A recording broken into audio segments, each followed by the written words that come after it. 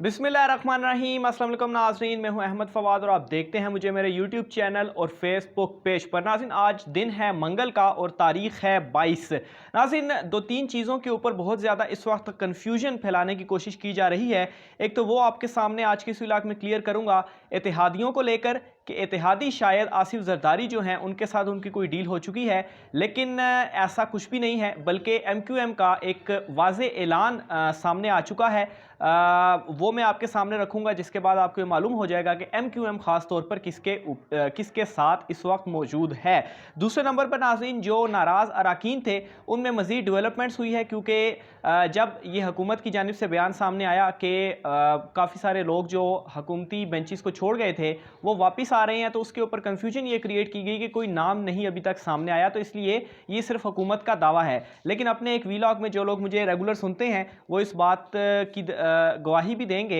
मैंने दो नाम आपके सामने रखे थे और आज मज़ीद एक नाम मैं आपके सामने रखने जा रहा हूं कि बाकायदा उन्होंने अनाउंसमेंट की है कि वो इमरान खान साहब के साथ हैं। इसके अलावा नाज़रीन, सुप्रीम कोर्ट ऑफ पाकिस्तान की जानिब से जो सदारती रेफरेंस उनके पास भेजा गया था आइन की तशरीह के लिए, उसके ऊपर बड़ा एक अहम और सरप्राइजिंग फैसला जो है वो सामने आया है। ज़रीक सियासतदान मौलाना फजल रहमान साहब जो हैं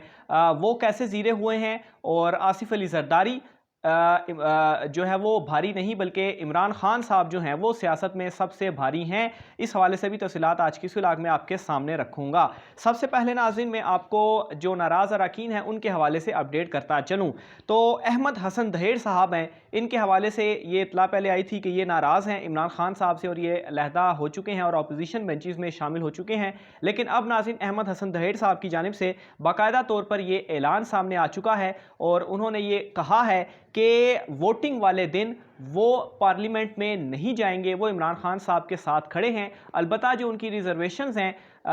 वो रिजर्वेशंस फंड्स को लेकर हैं कि उन्हीं की जमात के एक MNA को ज़्यादा फ़ंड दिए जाते हैं, उन्हें फेवर किया जाता है, लेकिन उनके मुकाबले में इन्हें उस तरह से फ़ंड नहीं दिए गए। तो ये रिजर्वेशंस थी, लेकिन इसका मतलब ये नहीं है कि वो इमरान खान साहब को छोड़कर जा रहे हैं। वो इमरान खान साहब के साथ खड़े हैं और जो पार्टी की पॉलिसी है, जो पार्टी ने कहा है कि आप वोटिंग वाले दिन पार्लियामेंट में ना जाएं, तो उसके ऊपर अमल करते हुए जिस दिन वोटिंग होगी अदम एतमाद के ऊपर, वो उस दिन पार्लियामेंट में नहीं जाएंगे और इमरान खान साहब के साथ खड़े रहेंगे। तो ये एक और मुनहरिफ रुकन था जिसकी मैंने आपके सामने तफसील रख दी। इससे पहले दो की जो नाम है वो भी मैं आपके सामने रख चुका हूं। इसके अलावा साथ ही एक और अंदर की खबर मैं आपको बताता चलूं कि इस वक्त नाज़रीन, अपोजिशन जमातें जो हैं उनके अंदर जो उनके अपने लोग हैं, अपने MNAs MPAs हैं, उनके अंदर वज़ीर-ए-आज़म इमरान खान साहब का जो बयानिया है वो इस वक्त मकबूल होता जा रहा है। और ख़ास तौर पर जो अपोजिशन जमातों की जानिब से इमरान खान साहब को जो है वो गिराने के लिए या उनकी पोजीशन को ख़राब करने के लिए बयानिया अपनाया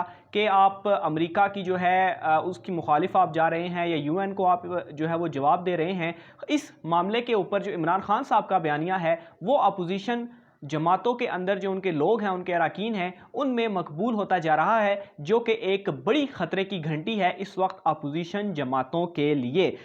इसके अलावा इत्तेहादी जमातों के हवाले से नाज़रीन मैं आपको बताता चलूँ, इस वक्त सोशल मीडिया और मुख्तलिफ प्लेटफॉर्म्स के ऊपर ये ख़बर जो है वो सामने आ रही है कि आसिफ अली जरदारी की काफ लीग के साथ डील हो चुकी है और काफ लीग जो है वो आसिफ जरदारी का ही साथ देंगे और उनकी 2023 के इंतखाबात के हवाले से भी डील जो है वो हुई है। और यही वो काफ लीग है जिसने MQM को भी मनाया है और आसिफ जरदारी के साथ उनकी डील कराई है। काफ लीग के हवाले से तो नहीं, लेकिन MQM के हवाले से मैं आपको एक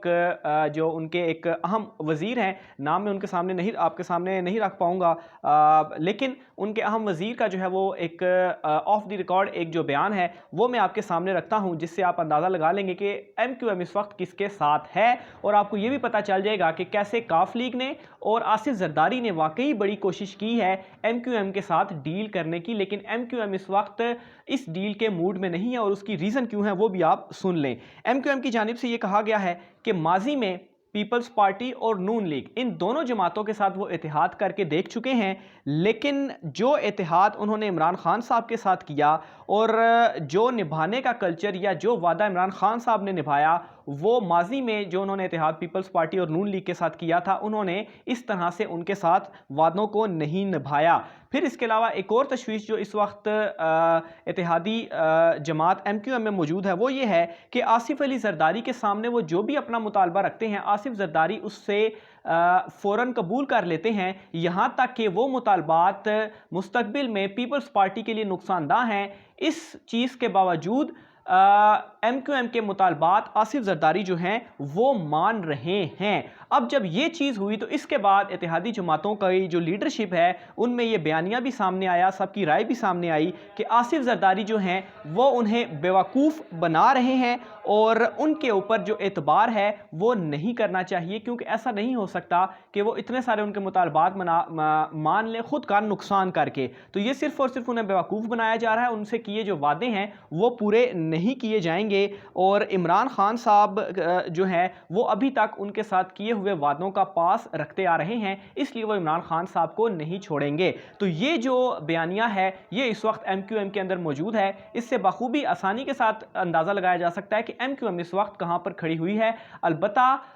کاف لیگ کے حوالے سے جو تفصیلات ہیں وہ بھی میں اکٹھی کر رہا ہوں، لیکن ابھی تک کی ڈیٹیلز کے مطابق کاف لیگ بالکل خاموش ہے اور میرا نہیں خیال کہ وہ کہیں پر جانے والی ہے، اور اگر جاتی بھی ہے تو اس سے صرف اور صرف اگر نقصان ہوگا بھی تو کاف لیگ کا ہی ہوگا، کیونکہ وہ آلریڈی بلیک میلرز کے نام سے اس وقت عوام کے اندر مشہور ہو چکے ہیں، اور ان کا بھی جو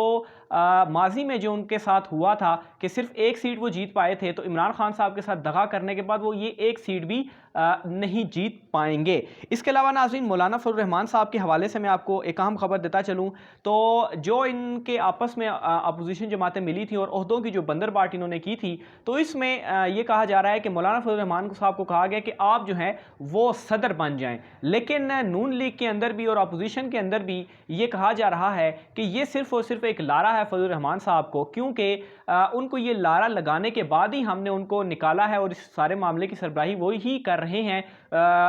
امامت جو ہے وہ ایک قسم کی وہ کر رہے ہیں، اور پھر جو مدرسے کے طلباء وغیرہ ہیں وہ بھی ان کے ساتھ ہیں، ان کو وہ سڑکوں پہ لے کر آ رہے ہیں، تو یہ صرف اور صرف مولانا فضل الرحمان صاحب کو ایک لارہ ہی ہے۔ تو اس وقت اپوزیشن جماعتوں کے اندر اس حد تک جو کنفیوژن ہے وہ پیدا ہو چکی ہے اور عمران خان صاحب کا بیانیہ مقبول ہوتا جا رہا ہے۔ آخر میں ناظرین سپریم کورٹ آف پاکستان کی جانب سے میں آپ کو بتاؤں کہ ایک بڑا سرپرائز سامنے آیا ہے، اور وہ سرپرائز یہ ہے کہ جو صدارتی آرڈیننس صدارتی ریفرنس جو بھیجا گیا تھا تشریح کے حوالے سے، اس کے اوپر سپریم کورٹ آف پاکستان نے باقاعدہ طور پر جو لارجر بینچ ہے اس کی تشکیل دے دی ہے، اور اس لارجر بینچ میں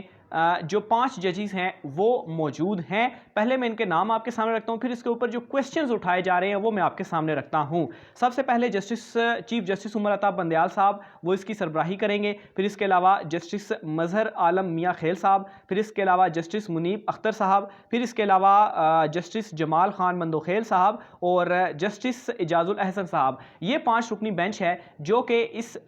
ریفرنس کے اوپر سماعت جو ہے وہ کرے گا۔ اب اس کے اوپر کوسچن یہ اٹھایا جا رہا ہے کہ جسٹس قاضی فائز عیسیٰ صاحب جو ہیں ان کو اس بینچ کے اندر کیوں شامل نہیں کیا گیا، حالانکہ یہ جو بینچ بنایا گیا ہے ایک تو اس میں خیال یہ رکھا گیا ہے کہ چاروں صوبوں کی جو نمائندگی ہے وہ اس کے اندر موجود ہے۔ مثال کے طور پر جسٹس عمر عطا بندیال صاحب اور جسٹس اعجاز الاحسن صاحب پنجاب سے ہیں، جسٹس مظہر عالم میاں خیل صاحب کے پی سے، جسٹس منیب اختر صاحب جو ہیں وہ سندھ سے، اور جسٹس جمال خان مندوخیل صاحب جو ہیں وہ بلوچستان سے ہیں، یعنی کہ چاروں صوبوں سے نمائندگی رکھی گئی ہے۔ اور اس کی ایک ریزن یہ بھی ہو سکتی ہے کہ ماضی کے اندر یہ الزامات لگائے جاتے رہے ہیں کہ زیادہ تر جو بڑے کیسز ہوتے ہیں ان میں جو ججز ہیں وہ پنجاب سے ہوتے ہیں، اور خاص طور پر جو سندھ کے وکلاء ہیں اور کچھ اراکین اسمبلی وغیرہ جو تھے وہ یہ چیز جو ہے وہ کہتے رہے تھے۔ تو یہ چیز تو اب کلیئر ہو گئی، جو آئین کی تشریح ہوگی وہ چاروں صوبوں کے جو ججز ہیں ان کی جانب سے سامنے آئے گی۔ اور جہاں تک